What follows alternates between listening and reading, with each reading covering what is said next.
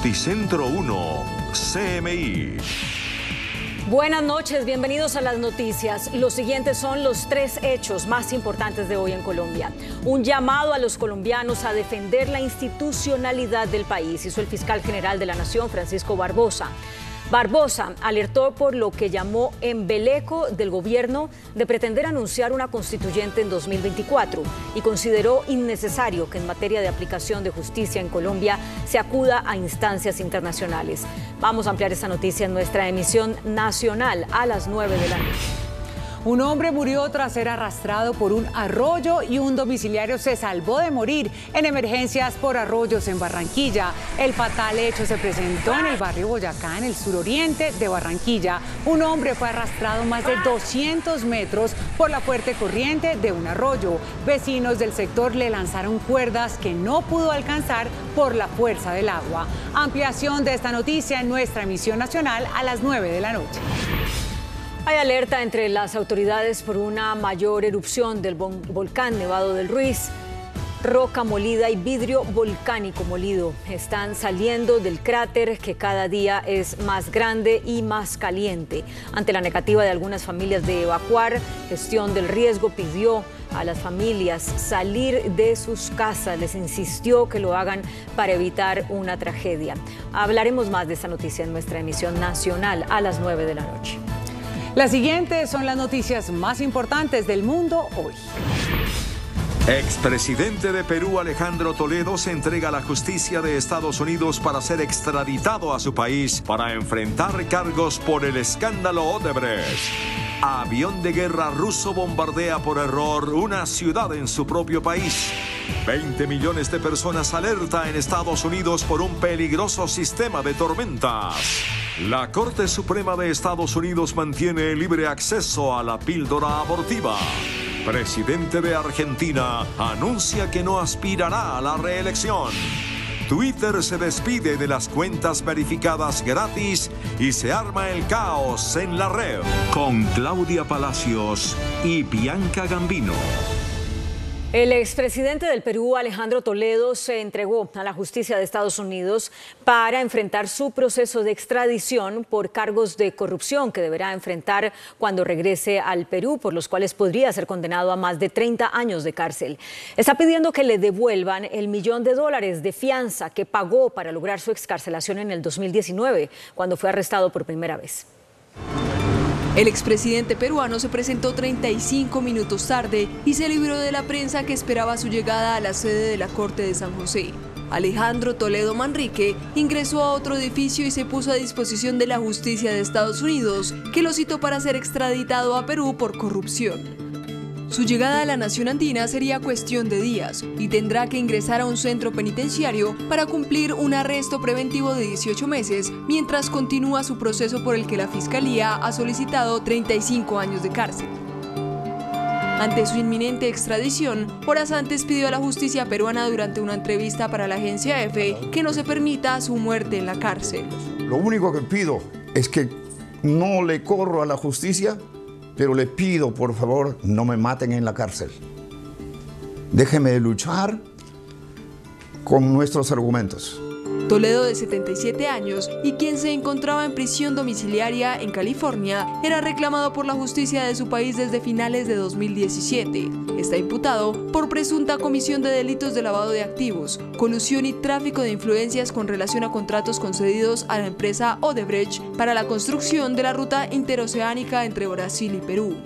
El exmandatario, que ocupó la presidencia de su país entre 2001 y 2006, niega las acusaciones y en varias ocasiones presentó peticiones para bloquear la extradición que Perú buscaba desde 2018 y que Estados Unidos autorizó en febrero. Un avión de guerra ruso bombardeó una ciudad de su propio país por error. El ataque dejó varias personas heridas y daños significativos en edificios. Un avión de guerra ruso lanzó una bomba sobre la ciudad rusa de Belgorod, en la frontera con Ucrania.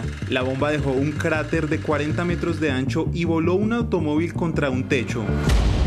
De acuerdo al reporte de las autoridades locales, 3 personas resultaron heridas y muchos edificios sufrieron daños en su estructura. Algunos residentes de los edificios más afectados se trasladaron a casas de familiares y otros fueron acomodados en un hotel de la ciudad. El avión fue identificado como un bombardero Su-34 que de forma accidental descargó una bomba sobre esta ciudad. La región de Belgorod ha sido escenario de varias explosiones y bombardeos desde la invasión rusa de la vecina Ucrania desde febrero de 2022. Estados Unidos comenzará a entrenar a las fuerzas ucranianas sobre cómo usar y mantener el poderoso tanque M1 Abrams de fabricación estadounidense que pronto estará en la línea del frente contra la invasión rusa. Durante las próximas semanas se estrenarán alrededor de 250 soldados en este entrenamiento, soldados ucranianos, con el objetivo de que estén completamente capacitados y que puedan pasar inmediatamente al combate para cuando lleguen los 31 tanques que enviará Estados Unidos a Ucrania. Esos tanques están siendo reacondicionados para satisfacer las necesidades de ese país. 20 millones de personas entre el sur y noreste de Estados Unidos están bajo la amenaza de tormentas severas. En Estados Unidos, 20 millones de personas están en riesgo de tormentas eléctricas severas desde el sur y el medio oeste hasta el noreste del país. El mal tiempo persiste después de que un sistema de fuertes tormentas con tornados y granizo ocasionó la muerte de 2 personas en el centro del país. Varios ciudadanos también resultaron heridos. Las tormentas también derribaron líneas eléctricas y árboles. Casas y otros edificios resultaron gravemente dañados o destruidos en el estado de Oklahoma. Un riesgo de tormentas severas, nivel 1 de 5, se ha emitido para partes del sur y este de Texas y el valle inferior del río Mississippi, incluyendo Houston, Nueva Orleans, Shreveport y Jackson. Las principales amenazas son granizo, ráfagas de viento dañinas y probabilidad de tornado. La Corte Suprema de Estados Unidos mantuvo hoy el libre acceso a la píldora mifepristona utilizada para abortar. La Corte Suprema de Estados Unidos dictaminó que la píldora abortiva mifepristona puede seguir en el mercado por ahora. La decisión tiene lugar tras el fallo de un juez federal texano que había anulado la aprobación de la píldora por parte de la Administración de Alimentos y Medicamentos. La mifepristona fue aprobada en el año 2000 por la FDA para su uso junto con el misoprostol para interrumpir el embarazo dentro de los plazos legales contemplados por la ley. Este es el caso relacionado con el aborto más importante que ha llegado a la Corte Suprema desde que los jueces anularon la protección al derecho al aborto de Roe vs. Wade en 2022, lo que provocó que los estados conservadores de todo el país prohibieran o restringieran severamente el procedimiento. La Comisión Económica para América Latina y el Caribe redujo al 1,2% la previsión de crecimiento de América Latina para este 2023, año en el que la región enfrenta un complejo escenario externo marcado por bajo crecimiento en la actividad económica y del comercio mundial. La CEPAL actualizó sus proyecciones de crecimiento para 2023 en las que evidenció una leve caída de la expectativa para América Latina y el Caribe de 1,3% que había anunciado en diciembre pasado a 1,2%. En estas nuevas proyecciones todas las subregiones evidencian un menor crecimiento en comparación con 2022, aunque en el caso de América del Sur la baja fue de 0,4 puntos porcentuales, de 1% a 0,6%. Según el organismo de Naciones Unidas, los países de la región enfrentan nuevamente un espacio limitado por la política fiscal y monetaria debido al complejo escenario externo marcado por el bajo crecimiento en la actividad económica y del comercio mundial y el clima de incertidumbre y volatilidad de los mercados financieros. Y dentro de las economías de América del Sur, las de mayor ajuste fueron Argentina, Uruguay y Bolivia. En el caso de Colombia, la baja fue de 0,3 puntos porcentuales desde 1,5% a 1,2%. El presidente de Argentina, Alberto Fernández, anunció que no se presentará a la reelección para los comicios generales que se celebrarán en octubre. El mandatario de 64 años cerró las puertas a su candidatura en momentos en los que su coalición de centro-izquierda, llamada Frente de Todos, aún no define un candidato, y también cuando la vicepresidenta y 2 veces mandataria Cristina Fernández de Kirchner desistió públicamente de buscar la presidencia o cualquier otro cargo electivo. Esto luego de ser condenada por corrupción en diciembre pasado. La ONU alertó que los glaciares del mundo se derritieron a una velocidad vertiginosa el año pasado, un fenómeno que parece imposible de detener. La Organización Meteorológica Mundial recordó que los últimos 8 años han sido los más calurosos jamás registrados, mientras que las concentraciones de gases de efecto invernadero, como el dióxido de carbono, alcanzaron nuevos récords. Los glaciares que los investigadores tienen como referencia perdieron en promedio más de 1.3 metros de espesor entre octubre de 2021 y octubre de 2022, una pérdida mucho mayor que la media de los últimos 10 años.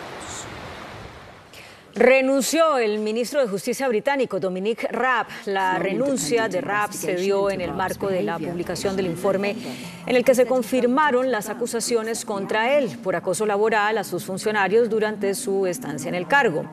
Después de su renuncia, Raab afirmó que al poner un calificativo tan bajo para el acoso laboral, la investigación sienta un precedente peligroso.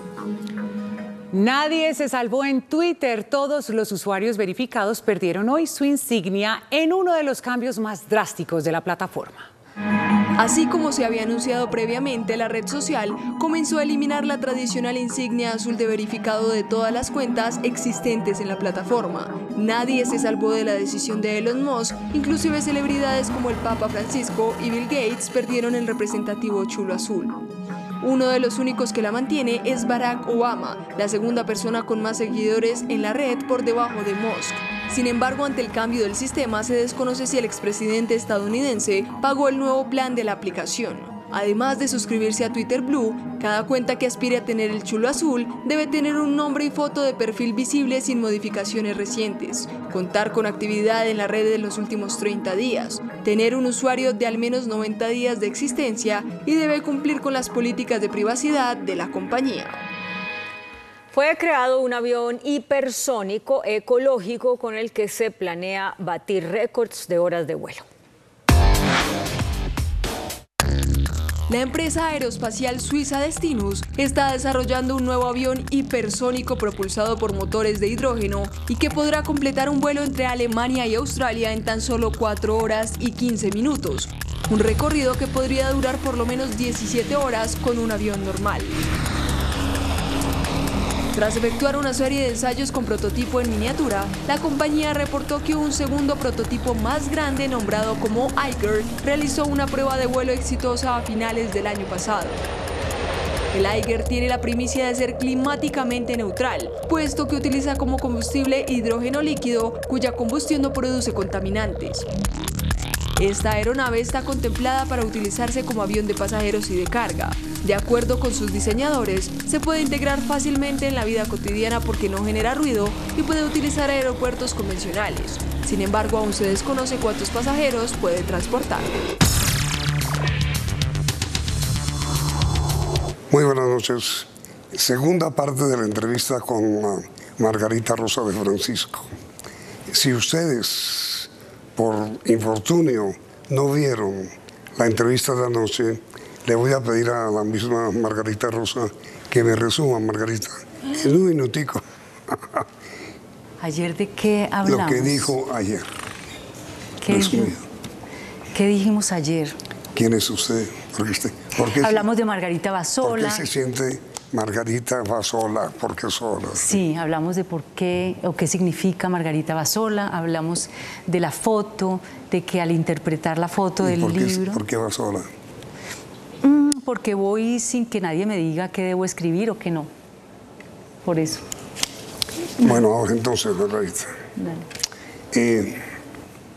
Cuando usted ve a un hombre que la miran, lo digo con todo respeto, a usted, con deseo, ¿usted se siente amenazada?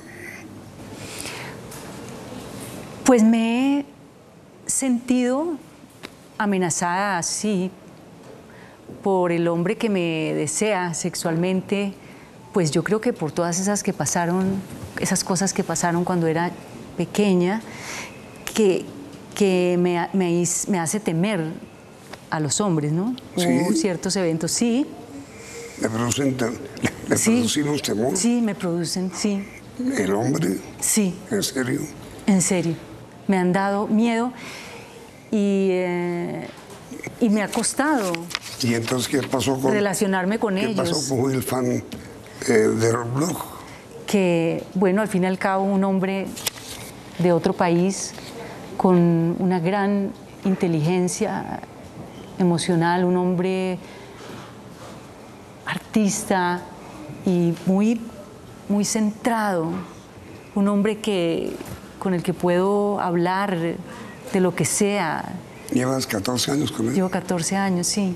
Y nos acompañamos y discutimos. No hemos peleado así tanto, ¿no? Pero como antes yo peleaba en mis otras relaciones. Pero ¿Él la entiende? Yo no creo que uno pueda entender a la gente. Yo creo que la especie humana es inentendible. Yo no entiendo esta especie. Por eso la critico tanto y por eso me rebelo contra la especie humana.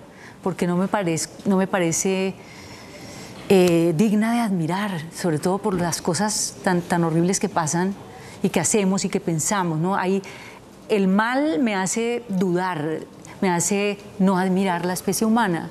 Entonces yo no creo que realmente nos entendamos.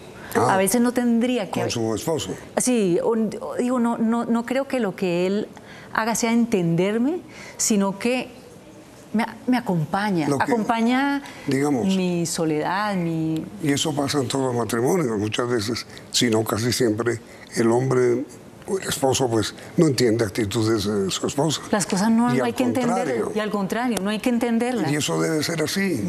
Pues para mí me parece que no es que deba ser así, sino que es.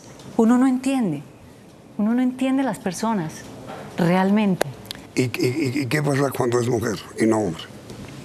¿Las entiende más? Yo creo que el ser humano en general es difícil de entender. No porque sean mujeres las comprendo más, no necesariamente. Creo que hay cosas predecibles porque la cultura nos ha enseñado lo mismo a todas. Pero donde esos aspectos tan políticos con que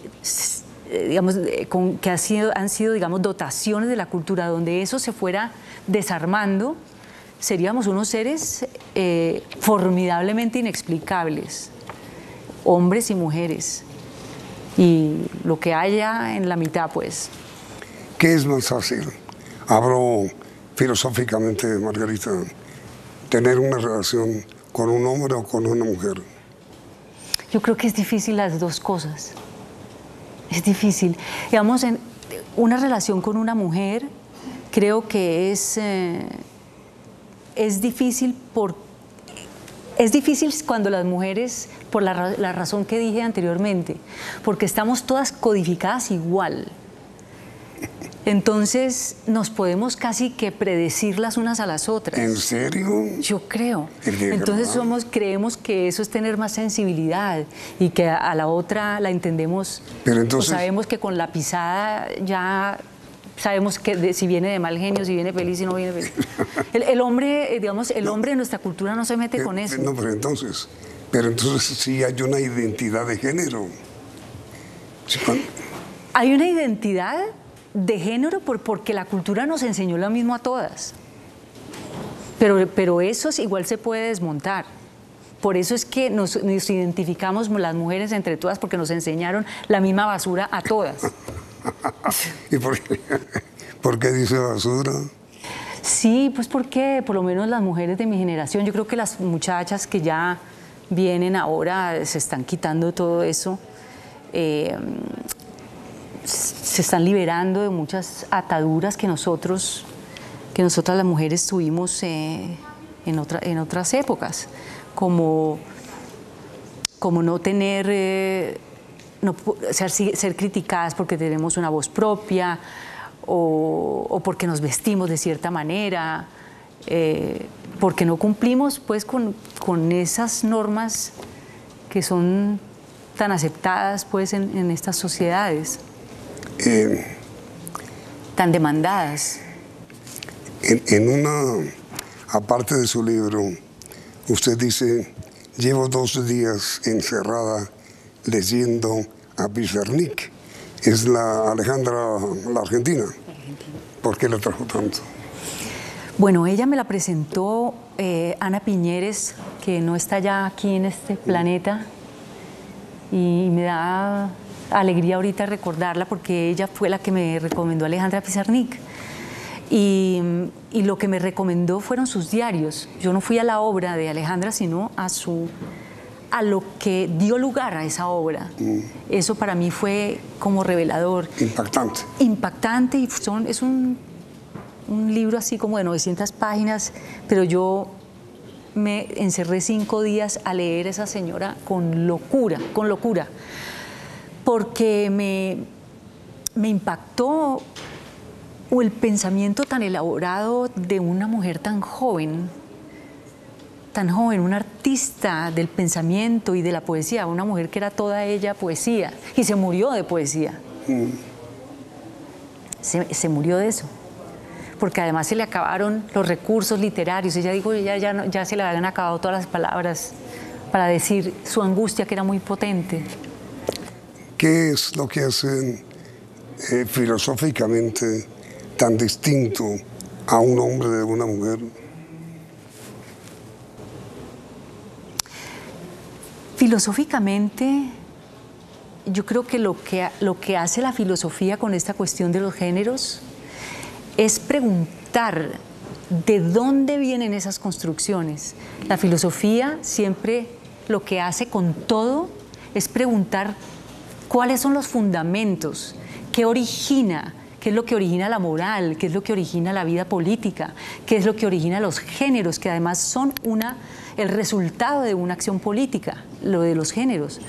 Entonces lo que hace la filosofía es simplemente preguntar por ambas cosas, porque las dos cosas son construcciones. Entonces no, digamos, filosóficamente no puedo decir que haya una diferencia entre uno y otro, porque es un artificio.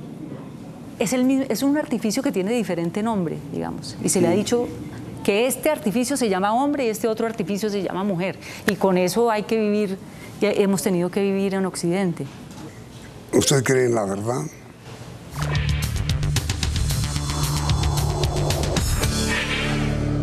Margarita Rosa de Francisco, ¿qué es la verdad? La verdad para mí es una producción del poder. El poder produce la verdad. Esto quiere decir que no existe la verdad, porque depende de quién lo diga y depende desde dónde se enuncie algo que pretende ser verdad, pues termina siéndolo o no. Tú me pusiste un ejemplo maravilloso fuera de cámaras, que ahorita lo pondrás tú, lo recordarás tú, pero hay eventos que desde una perspectiva se interpretan de una manera y desde otra, de otra. Pero lo que usted dice, Margarita, es no hay una verdad, hay muchas verdades. Yo no, tal vez porque no me gusta usar la palabra verdad, tal vez la manera como yo que puedo estar completamente equivocada. Lo que pasa es que los filósofos se han ocupado del tema de la verdad, o sea, sigue siendo un tema de debate, aquí no lo vamos a resolver, pero yo entiendo la verdad desde mi trabajo artístico y no la verdad como un hecho o como un concepto. Yo entiendo la verdad como una emoción sincera, digamos. Para mí eso habla de una verdad, cuando hay una expresión genuina del ser, de lo que sea que salga auténticamente de una persona. Eso es lo que yo entiendo por verdad. Lo otro, los statements, las cosas que uno lee en la prensa, de un lado o de otro, eso no, para mí no califica como verdad absoluta. Eso, digamos, que son verdades circunstanciales, funcionales, ¿no? Hay cosas que necesitamos decir, sí, es verdad, pues porque hay que vivir funcionalmente. La gente, Margarita, digamos que conoce más o menos bien la verdad suya pasada, o su vida pasada, más o menos bien. Sí. No conoce su vida presente. ¿Cuál es su vida presente?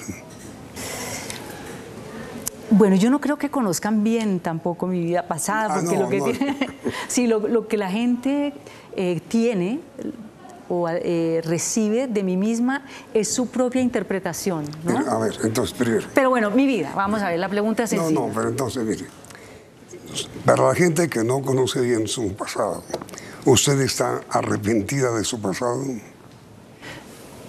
Pues yo me he arrepentido de ciertas cosas a las que yo me he sometido en el pasado, pero no le reprocharía nada a esta mujer que era yo y que en algún momento sí, se puso en determinadas posiciones que hoy en día, digamos, yo no me prestaría para eso. Pero bueno, si no fuera por esas equivocaciones, pues de pronto este libro no existiría. Sí, de acuerdo. Entonces, bueno. Mejor dicho, lo que usted está diciendo es, para mí, en mi pasado hay errores que cometí, sí, como muchos, todos los seres humanos. Muchísimos. Y los he reconocido, los que he podido, los que no he reconocido todavía, pues espero poder hacerlo antes de yo morirme.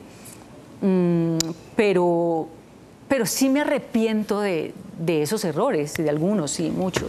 Que si los quieren saber están en el libro. Que si los quieren saber están ahí. Y en mi vida presente es una vida muy sencilla, puede ser muy aburrida para algunos, porque me mantengo mucho en mi casa, me gusta mucho estudiar, muchísimo. Muchísimo, y lo digo como si fuera un lamento, no sé por qué, como que me produce mucha alegría estudiar, estar en mi casa, compartir con mis animales. Yo no salgo casi de la casa, tengo una vida muy activa intelectualmente, que tampoco creo que sea una vida mejor por eso, sino que me gusta, como alguien que le gusta dedicarse a la cerámica y le gusta estar en su taller. Ese es parte del título de su obra, Margarita Bassola. Margarita Bassola. Es parte un poco de su soledad actual. Sí. De su soledad, estoy hablando filosóficamente. Sí, y lo has dicho muy bien, me parece a mí, es una soledad filosófica que me parece artística, es hermosa, yo hallo belleza en eso. ¿Y cómo ve usted, Margarita, su vida futura? A ver, yo creo en el presente. Yo ya cumplí, creo que he hecho lo suficiente, me sentiría preparada para morir porque me siento ya bien vivida. Sí. Ya el resto son como ñapas, entonces no veo que pueda yo llegar a ser que no haya hecho. Con esto ya está bien. Sí. Bueno, te puedo responder que quiero ser estudiante perpetua, ese es mi estatus favorito. Entonces, cuando me gradúe ahora, haré un doctorado y si llego más vieja, seguramente haré otros estudios, no sé. Entonces, ahora, ¿qué hizo usted en los últimos años, los 6 años de ausencia de más? ¿Cuánto hace que no venía? No, yo vengo esporádicamente aquí a Colombia. Pero anónima. Anónima, porque aquí están mis padres, pues estoy con ellos siempre, yo no salgo a nada. Aquí cuando estoy en Bogotá, yo no salgo a restaurantes, ni salgo a nada. Quiero estar es con ellos, con mis hermanos. Cuando viene a Bogotá no sale. No. No, pues. No. Me imagino lo que pasaría. No, fíjate que no es así. No, sí. Y una cosa, bueno, yo no sabía que yo tenía tantos enemigos. Yo lo supe hasta Twitter. Yo creía que todo el mundo me quería. Sí. Hasta que en Twitter me di cuenta, no, hay gente que no la quiere. Pero cuando salgo a la calle yo recibo mucho cariño. Sí, mucho. Y eso me complace siempre. Pero soy una persona privada, me hace mucha falta estar muy cerquita de mis padres, me gusta conversar con ellos, hemos construido una gran amistad con ellos, con mis hermanos. Entonces es un placer venir y estar ahí con ellos. Pero la inmensa, yo no digo la inmensa, la totalidad de la gente colombiana la admira, Yo no sé. Sí, seguro. Ahí yo me gané muchos enemigos en la campaña pasada. Yo soy un recolector de opiniones. Bueno. La gente la ama. digamos que hasta la envidia le tiene, no de la mala, de la buena. Envidia por bonita, envidia por apasionada, envidia por la identidad que tiene, envidia por la escritora, envidia por la compositora, envidia por la creadora. Y sigo. Sí. ¿Cómo hace para mantenerse tan bella? Tan bella, no, por favor. Yo no. ¿No se siente bella? Pues no. Me siento pues ya muy mayorcita, pero digamos, aunque no me gusten ciertas cosas que veo ahora, ya de vieja, de señora. De 47 años se siente vieja. Tengo 57. Me quitaste 10 así de un solo. Bueno, que no, o sea, a mí me gusta tener años, a mí no me gusta ser joven. O sea, prefiero tener esta sensación no sé, de alegría. Yo tengo mucha más alegría ahora que estoy vieja. Y tampoco me siento vieja, pero pues digamos que ya estoy grande. Y veo en mi cara cosas que no me gustan. Veo en este monitor unas cosas por acá que digo, ay no, quisiera que pusieran un filtro acá en este programa. Pero ya no me preocupa tanto, aunque no me guste, ya no me preocupa tanto. ¿No le gusta envejecer? Me gusta la experiencia que estoy teniendo de hacerme mayor, me encanta. ¿Le gusta la adultez? Me fascina. Pero no le gusta envejecer. Pero no, le estoy agarrando el gusto. Pues porque, digamos, aunque no me guste, mi cara ya mayor, Su cara yo siento mayor, alegría. Por favor, quisiera yo preguntarle a una mujer de 50 años si se siente de edad, y estoy seguro que me va a responder que no. No, sí, una mujer de 50 años vieja. No, sensacional. No, pero bueno, tiene 50 y pico. 57 ya. Bueno, eso ya está estar uno grandecito. ¿Ha pensado volver a ser actriz? Bueno, yo trabajo como actriz, ¿no? Me siento actriz, yo no me siento escritora. Cuando me dicen, ¿usted cómo se define? Yo no sé cómo definirme, pero por lo menos actriz me siento mucho más que escritora, aunque no volviera a actuar. ¿En este momento está actriz? Y en este momento hay una serie en Netflix basada en un libro de Julio Verne que se llama Viaje al centro de la Tierra. Y hay una serie en la que yo participo.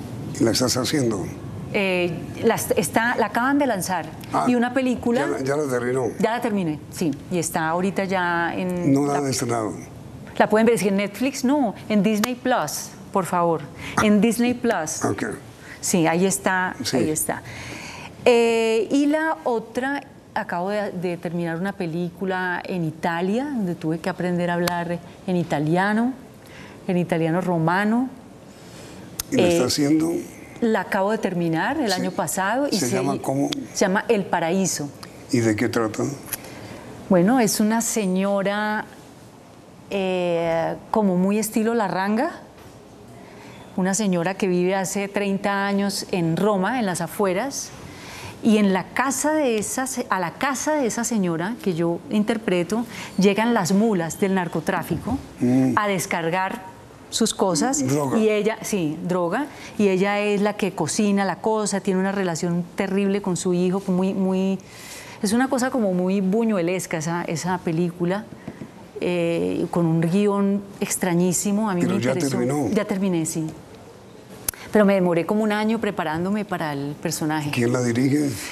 Enrico María Artale se llama él, es un director joven. ¿Y cómo la convencieron de volver a filmar? No, pues cosas, ahora yo participo en proyectos que me interesen realmente, porque me gusta mucho más estar en mi casa. Entonces, para salir de mi casa se necesita que realmente sea un proyecto bien interesante. Y lo que pasó con esta película, es que el director tiene un amigo colombiano, y ese amigo colombiano sabía del guión.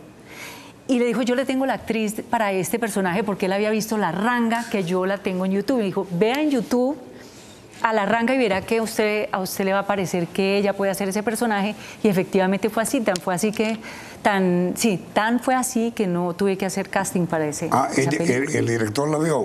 El director me vio en La Ranga y dijo, esta me va a servir. Y dijo, esta es. Sí, pero yo le dije, pero no hablo italiano. Me dijo, pues tiene que aprender. Entonces, ¿cómo la grabó o la filmó?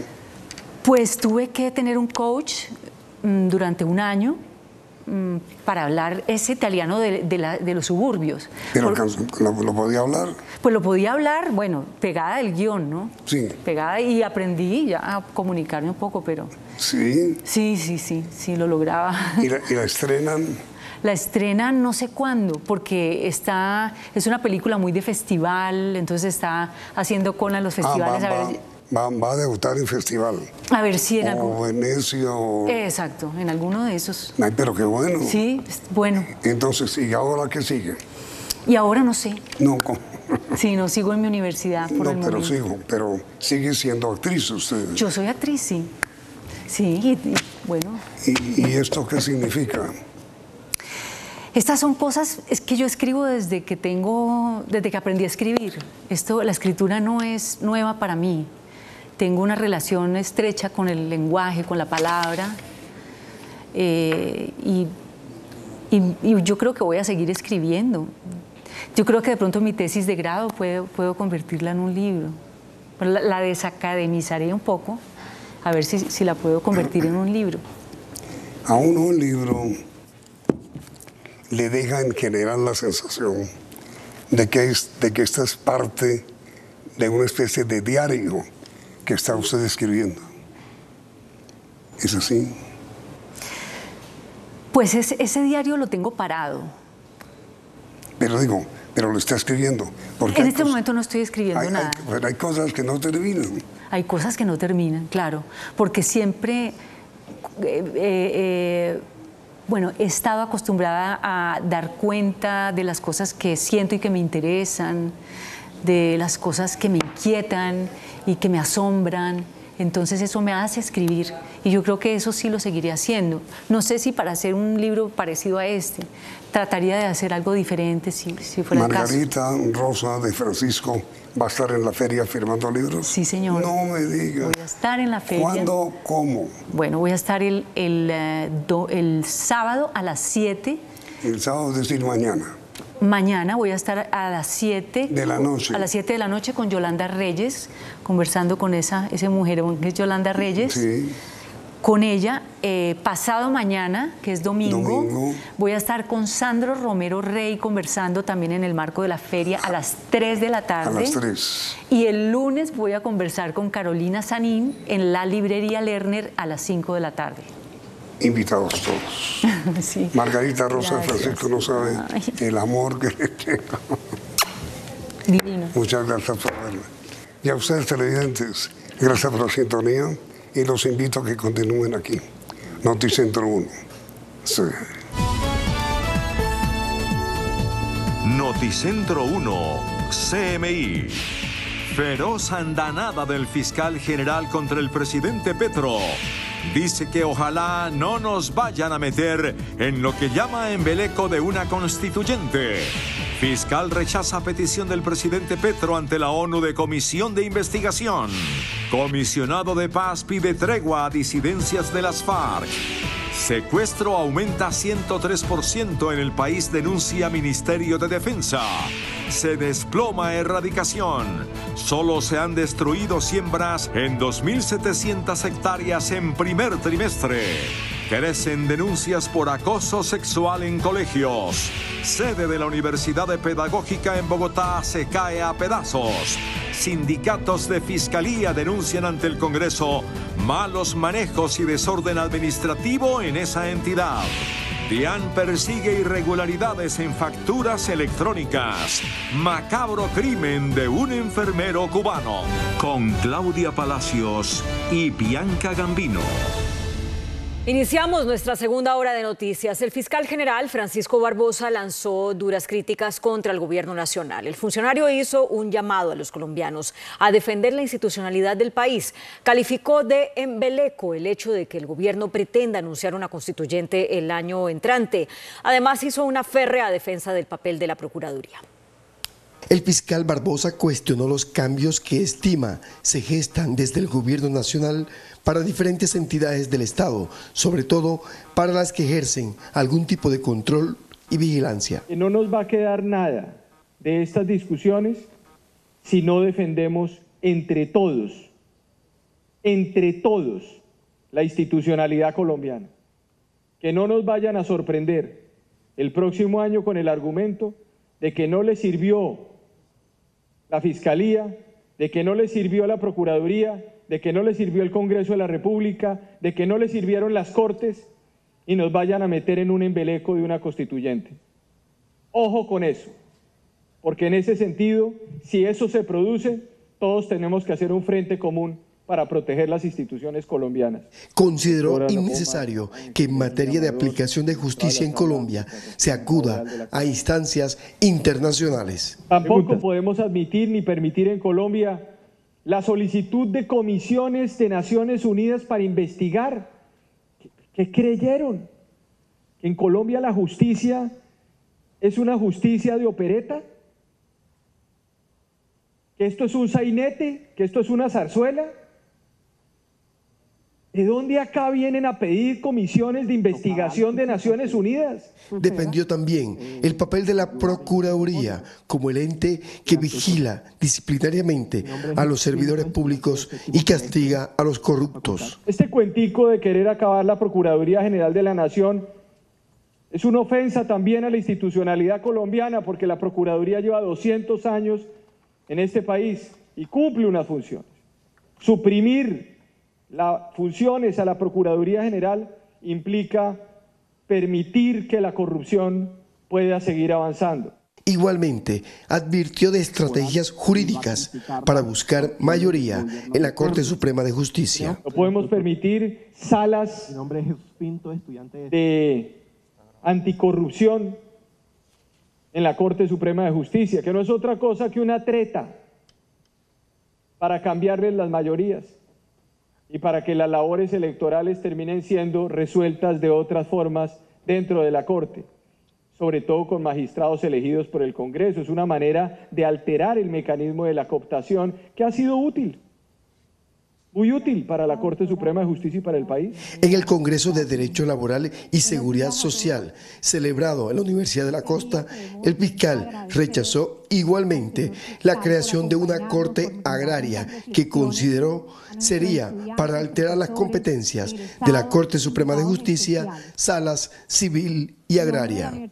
El alto comisionado para la paz, Danilo Rueda, pidió a las disidencias de las FARC, tanto las de Iván Mordisco como las de la Segunda Marquetalia, una tregua bilateral que permita avanzar en un desminado humanitario y en el retorno de los desplazados en el departamento de Nariño.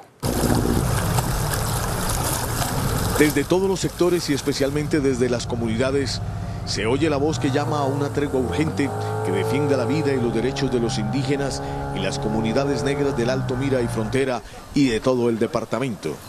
Y es que las cifras de la violencia que dejan los enfrentamientos entre estos dos grupos armados reflejan la grave crisis humanitaria que vive el departamento de Nariño. Tan solo este año se han registrado 4 masacres, 13 eventos de desplazamiento que dejan más de 6.000 personas desplazadas y 137 homicidios, lo que hace urgente pactar esta tregua bilateral entre los grupos armados. En el Alto Mira venimos explorando la construcción de una tregua entre las MC-FARC y las FARC Segunda Marquetalia, como así se llaman ellas, de manera que sea posible el retorno de la población indígena afrocolombiana, que se pare la violencia, se inicie un desminado humanitario y una construcción territorial de paz. El comisionado reveló que ya hay contactos con los dos grupos armados para hacer realidad esta tregua. Si logramos resolver los escollos jurídicos a partir de la caracterización que la alta instancia haga sobre las FARC Segunda Marquetalia, seguramente avanzaremos rápidamente en la definición de los principios, los criterios de esta tregua. Según Rueda, hay disposición de los dos grupos de pactar esta tregua en la dura guerra que los enfrenta. Pactada una tregua, empecemos junto con la población que voluntariamente quiera hacerlo, retornar al territorio en condiciones de dignidad. La urgencia ahora es lograr que se superen los obstáculos jurídicos para que se pueda dar reconocimiento político a la Segunda Marquetalia y así poder asegurar que la tregua sea una realidad para aliviar la crisis humanitaria que vive Nariño, donde la paz solo fue una quimera. Un informe del Ministerio de la Defensa revelado a Noticentro 1 CMI da cuenta del dramático aumento del secuestro y la extorsión. El secuestro es otro de los delitos que ha aumentado en Colombia este año. Cifras consultadas por CMI dan cuenta que en el primer trimestre del año han sido víctimas de este flagelo 71 personas. El año pasado en el mismo periodo fueron 35. Esto representa un aumento del 103%. Desde el año 2015 no se presentaba una cifra tan alta. Para ese año se reportaron 213 secuestros. También aumentó el secuestro extorsivo, pasando de 25 el año pasado a 49 en este año, un aumento del 96%. La extorsión, por su parte, aumentó 27%. En el primer trimestre fueron 2.275 denuncias, el año pasado 1.795. Un concepto de la Corte Suprema de Justicia advierte que autodenominarse gestor de paz del gobierno no suspende un trámite de extradición. La que suspendería la extradición no es el mero hecho de autodenominarse gestor de paz, sino la circunstancia de encontrarse incluido dentro de los listados entregados por las extintas FARC-EP al gobierno y haber suscrito acta de compromiso ante la JEP, lo que implicaría que aquella jurisdicción deba valorar previamente si sobre el requerido se configura la garantía de no extradición. El pronunciamiento lo hicieron al revisar el caso de Harold Ayala Pinedo, extraditable requerido por lavado de activos en los Estados Unidos, que alegó para evitar su extradición que había sido designado gestor de paz por el grupo criminal Los Rastrojos Costeños. La Corte no permitirá que aquello sea utilizado como estrategia para evadir una extradición, máxime cuando en cualquier caso aquello no impide legalmente acceder a la misma. La erradicación manual de cultivos ilícitos se desplomó este año en Colombia. La policía y el ejército no están adelantando esta labor en al menos 4 departamentos. Noticentro 1 CMI conoció el último informe del Ministerio de Defensa que da cuenta de las hectáreas erradicadas en el primer trimestre de este año en el país. Las cifras son alarmantes. Entre enero y marzo de 2023, el ejército y la policía erradicaron apenas 2.762 hectáreas de cultivos de hoja de coca. En el mismo periodo del año pasado fueron 17.989 hectáreas. Se presenta un fenómeno en Colombia, sobreoferta de pasta de coca. En este momento en muchas partes del país no hay compra. Como dicen los campesinos, la coca en este momento no tiene precio. Cultivos que no se venden y una guerra que no para. La paz no ha servido para nada para los campesinos. Porque igual pues ellos tienen sus arreglos allá y pues mucha gente que ya prácticamente no tiene otro beneficio, otro trabajo, entonces lo más fácil le queda es coger las armas y mucha gente a seguir delinquiendo. Las cifras lo que demuestran es una reducción en la erradicación del 85%, representándose en menos 15.224 hectáreas erradicadas. Bajó también la cantidad de cocaína incautada. En 2022, en el primer trimestre, se incautaron 186 toneladas. Este año 2023 fueron 149 toneladas, una reducción del 20%. Las autoridades están en alerta por la constante expulsión de piedras y fluidos en el volcán Nevado del Ruiz. Piden a las familias que se resisten a evacuar que salgan de sus hogares para evitar una tragedia. Impresionantes imágenes del volcán Nevado del Ruiz.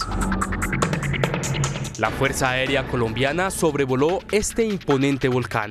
Lo que está botando es roca molida y un vidrio volcánico también molido, por eso es tan peligrosa esa ceniza. Al botar los gases, uno de los gases que bota, pues evidentemente es el dióxido de azufre porque es que tiene azufre. Las autoridades alertan por la situación actual en la que se mantiene una alerta naranja. Por eso hoy tenemos un cráter mucho más caliente y tenemos unos microsismos permanentes en el domo que lo está tapando. Hay como una tapa encima de ese magma que evita que la lava o que el magma salga. Algunos pobladores se han resistido a evacuar. Evacúen. Un volcán no respeta nada. Ese volcán puede entrar en erupción. Si entra en erupción, lo primero que hará es lanzar unos flujos piroclásticos que si le pegan a alguien, evidentemente lo matan. Y la lava, pues, también mata. Y la gente que está muy cerca del volcán no va a tener tiempo para hacer una evacuación. De llegarse a dar una erupción, podría acabar con vidas de colombianos por no acatar las instrucciones gubernamentales. En Barranquilla, un hombre murió tras ser arrastrado por un arroyo formado tras las fuertes lluvias que se registraron en esa ciudad. El primer caso ocurrió en el barrio Boyacá, en el suroriente de Barranquilla. Un hombre fue arrastrado más de 200 metros por la fuerte corriente de un arroyo en la calle 31. Vecinos del sector le lanzaron cuerdas que no pudo alcanzar por la fuerza del agua. Finalmente, ya sin vida, su cuerpo quedó atascado en un camión que estaba parqueado. Y el muchacho venía en el arroyo, pero él venía como apurado y se montó con el carro y pues el agua como que lo jaló para allá, lo siguió el agua, pero cuánto voy en el camión. Ahí parece que se detuvo ya. En otro arroyo, un domiciliario se salvó de morir al llegar hasta las rejillas de un canal. Igual un taxista que alcanzó a ponerse a salvo. Luego de la publicación de un panfleto sobre la supuesta reactivación de las disidencias de las FARC en el Sumapaz, el gobernador de Cundinamarca, Nicolás García, descartó la presencia de ese grupo criminal en el departamento, pero anunció que hará consejos de seguridad. Este panfleto puso en alerta a las autoridades de Bogotá y Cundinamarca. Se trata de una notificación de las disidencias de las FARC sobre la refundación del Frente 53 en el Sumapaz, ahora bajo el nombre de Edinson Romaña. Busca generar sensación de presencia en varias partes del territorio con el fin de mostrarse fortalecidos para llegar a los diálogos de la paz total. El corredor del Sumapaz ha sido un territorio históricamente estratégico para la guerrilla. Atraviesa los municipios de Pandi, Venecia, Cabrera, la localidad de Sumapaz, llegando al departamento del Meta. Establecer medidas de patrullaje adicionales del ejército para garantizar la seguridad de los cundinamarqueses. La alcaldesa Claudia López convocó para mañana Consejo de Seguridad en el Sumapaz. Las fuerzas militares capturaron a alias El Negro Guama, presunto cabecilla de disidencias de las FARC en el Caquetá. Este sujeto sería presuntamente el cabecilla de la comisión del grupo armado organizado Estructura Miller Perdomo en Cartagena del Chairá, Caquetá. Al parecer participó en la acción terrorista contra una unidad militar ubicada en la vereda de Valledupar del municipio de Cartagena del Chairá. La Corte Suprema de Justicia condenó a 5 años y 7 meses de prisión al exsenador Iván Moreno Rojas por el llamado carrusel de las ambulancias. Tendrá que pagar una multa superior a los 29.000 millones de pesos. La sala de primera instancia de la Corte condenó al ex senador del Polo Democrático por los delitos de peculado por apropiación agravado e interés indebido en la celebración de contratos. Determinaron que Moreno es culpable de haber direccionado en 2009 una licitación por 67.200 millones de pesos para la compra de ambulancias en Bogotá, proceso en el que se repartieron comisiones del 9%. En esa adjudicación intervino el entonces senador Néstor Iván Moreno Rojas, quien llegó a un acuerdo ilegal con su hermano Samuel, alcalde mayor de Bogotá para la época, así como con concejales como Hipólito Moreno Gutiérrez, contratistas e intermediarios. Un juez declaró culpable al expatrullero de la policía Damián Rodríguez por su participación en el homicidio de Javier Ordóñez. Según la fiscalía, la víctima fue asesinada tras ser golpeada y sometida a varios choques eléctricos durante un procedimiento policial. El caso de Ordóñez fue el detonante de una serie de manifestaciones registradas en 2020. Aumentan los reportes de presuntos delitos sexuales en instituciones educativas, según el Ministerio de Educación. Las denuncias por delitos sexuales en instituciones educativas han aumentado. El Ministerio de Educación aseguró que en lo corrido de este año se han registrado 937 reportes. Que las familias, los niños, las comunidades educativas puedan reportar cada vez de manera más fácil estas situaciones y que hagamos el cruce para lo tercero, y es que haya una atención oportuna, que los niños y las niñas no sientan que el Estado los abandona, sino que sus derechos son restablecidos y que por supuesto se inicia la activación de la ruta. El Ministerio trabaja mancomunadamente con las Secretarías de Educación para sancionar a profesores que sean responsables de estos hechos. Tenemos protocolos que están en el marco de lo que te decía, y es que permiten que nosotros podamos detectar a través de esta información, saber cuántos casos están involucrados presuntamente los educadores. Junto al ICBF y la Fiscalía General de la Nación se construyen estrategias para la protección de los menores y atención oportuna de los casos. Eduardo Battistini, último encargado de negocios de la Embajada del Gobierno interino de Venezuela en Colombia, dijo que confían en que el presidente Petro pueda destrabar los diálogos del gobierno Maduro con los opositores que se venían desarrollando en México.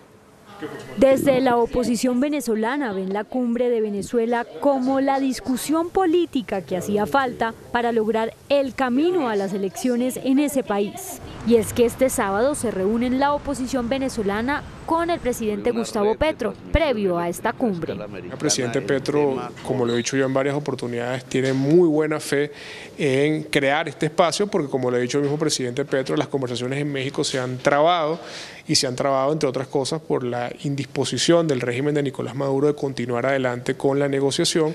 Y yo creo que esto puede ser un espacio importante. Creo que Colombia es un país fundamental en este proceso.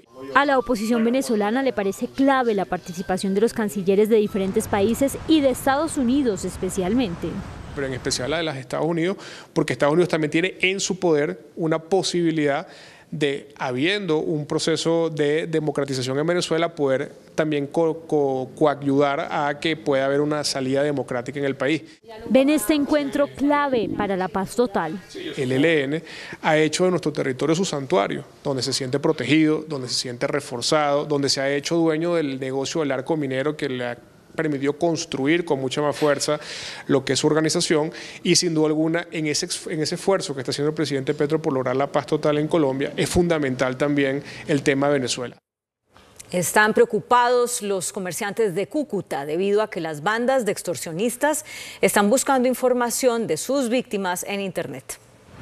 La inseguridad en Cúcuta para los comerciantes y empresarios está tocando fondo. Los grupos delincuenciales, algunos con asiento en Bogotá, los vienen extorsionando. La modalidad es nueva. A través de la base de datos de la Cámara de Comercio, en forma aleatoria, escogen a sus víctimas. De acuerdo al registro mercantil, y mediante llamadas telefónicas, les hacen todo tipo de exigencias. En donde pueden consultar hasta 85 registros a través del sistema público que existe, que es el RUES, es el Registro Único Empresarial. Viendo armas y munición y un rayo satelital Tucson.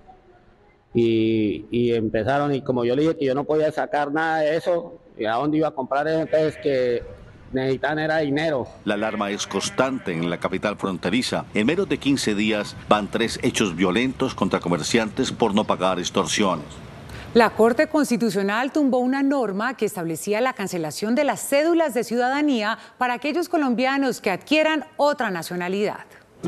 La Corte estudió una demanda contra una disposición del Código Electoral de 1986 que fijaba como causal para la cancelación de la cédula de ciudadanía el haber adquirido carta de naturaleza en otro país. La demanda cuestionaba que se permitiera la cancelación de la cédula teniendo en cuenta que la Constitución le permite a los colombianos con otra nacionalidad conservar su ciudadanía y continuar ejerciendo sus derechos políticos. La Corte, con ponencia del magistrado Antonio Lizarazo, respaldó la demanda al advertir que la Constitución solo prevé como causal de pérdida de la ciudadanía la renuncia a la nacionalidad.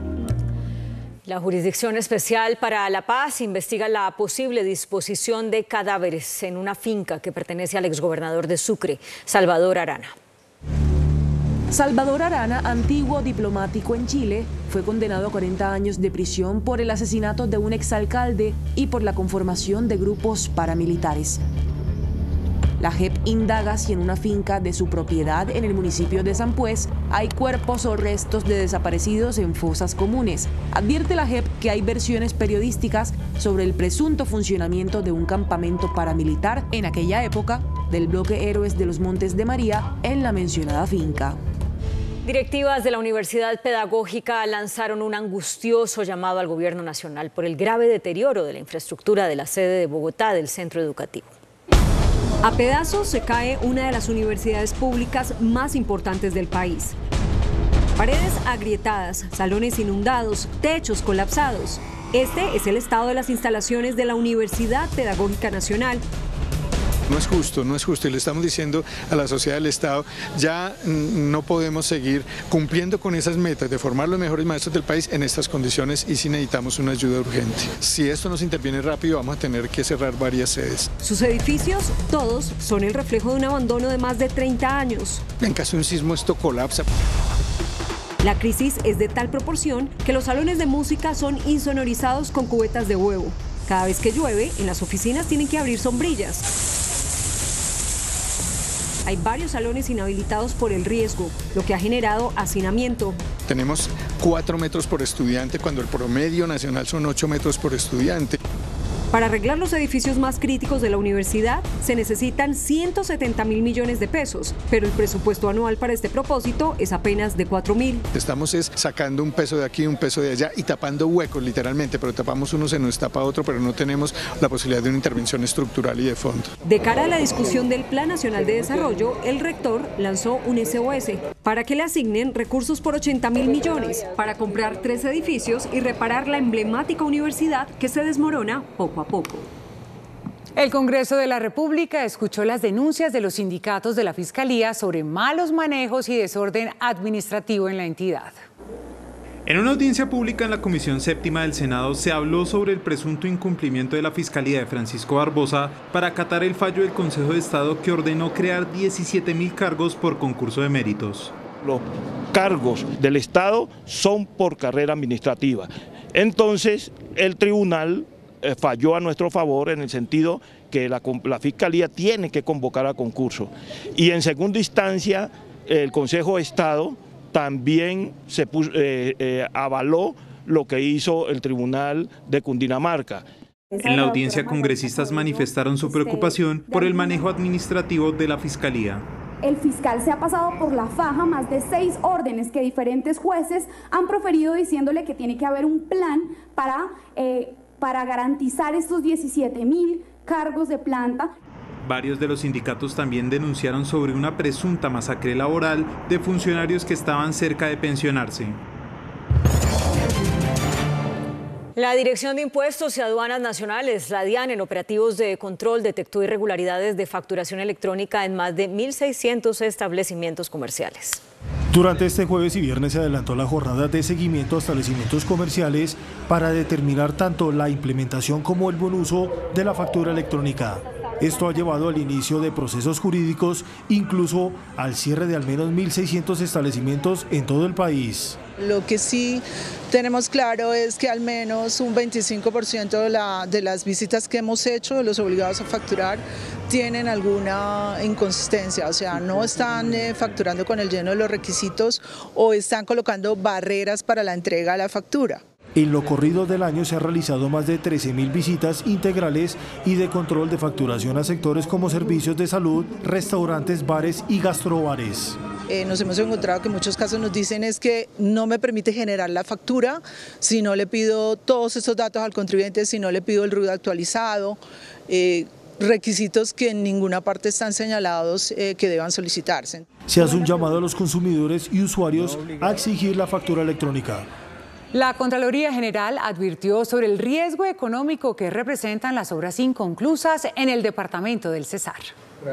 En la lupa de la Contraloría se encuentran 33 elefantes blancos y proyectos críticos en el departamento del Cesar por un valor que asciende a los 114.000 millones de pesos. Así lo anunció el Contralor General desde Valledupar. Los cuales 23 están categorizados como elefantes blancos u obras inconclusas por un valor superior de 66.000 millones de pesos, o sea que eso estamos diciendo que son obras que están completamente paradas y abandonadas. La Casa en el Aire, uno de estos proyectos contratado desde el 2018, ya tiene abierto un proceso de responsabilidad fiscal por diferentes irregularidades. Las irregularidades se relacionan con el no cumplimiento de las especificaciones técnicas. Además, no se proyectó su sostenimiento futuro que asegurara su estabilidad. La Contraloría también anunció un seguimiento especial al cierre de las minas Calenturitas y La Jagua, así como actuar frente a irregularidades del PAE en diferentes municipios. La ministra de Agricultura, Cecilia López, anunció un plan de compras públicas locales, especialmente para productos del campo. La estrategia de compras públicas permitirá a los pequeños productores vender alimentos directamente a las entidades públicas nacionales y regionales. De acuerdo con el gobierno, estas operaciones pueden llegar hasta 8 billones de pesos por año. Garantizar que el pago sea eficiente y sea rápido, que se vayan eliminando barreras como las que tienen en INVIMA, o sea, es todo un grupo de instituciones del Estado y de los productores que empiezan a trabajar juntos. Esta estrategia creará canales directos de comercialización licitación para asociaciones agropecuarias con el fin de que sus productos sean adquiridos por entidades nacionales como el Bienestar Familiar, Fuerzas Militares y el IMPEC. ¿Cuál sería la oferta de productos a nivel territorial? Y en eso nos sentamos con esas dos propuestas y empezamos a hacer los vínculos. Cabe notar que el 85% de la producción de alimentos colombianos proviene de pequeños productores. El Consejo de Empresas Americanas pidió al gobierno seguridad jurídica en medio de tantas propuestas del gobierno para adelantar reformas constitucionales. Al término de la asamblea, la agremiación hizo un llamado al gobierno nacional para que se mantengan las reglas de juego de cara a las reformas que se impulsan en el Congreso. Para el empresariado americano, con presencia de cerca de 120 compañías que operan en el país, es indispensable la seguridad jurídica que dé tranquilidad y asimismo garantizar la inversión extranjera. Necesitamos que haya seguridad jurídica, que haya protección a la propiedad intelectual y vamos a seguir aquí presentes. Las empresas americanas se caracterizan porque invierten en los países y no en los gobiernos, que muchas veces es lo que a la gente le preocupa. El directivo fue enfático en señalar que las empresas estadounidenses siguen creyendo y confiando en la economía colombiana. En febrero cayeron las importaciones en 13,2%, según el DANE, mientras que en febrero de 2022 las ventas externas alcanzaron los 5.826 millones de dólares. El mismo mes de este año la cifra fue de 5.058 millones de dólares. La Superintendencia Financiera reportó una caída en las utilidades de los bancos en el país.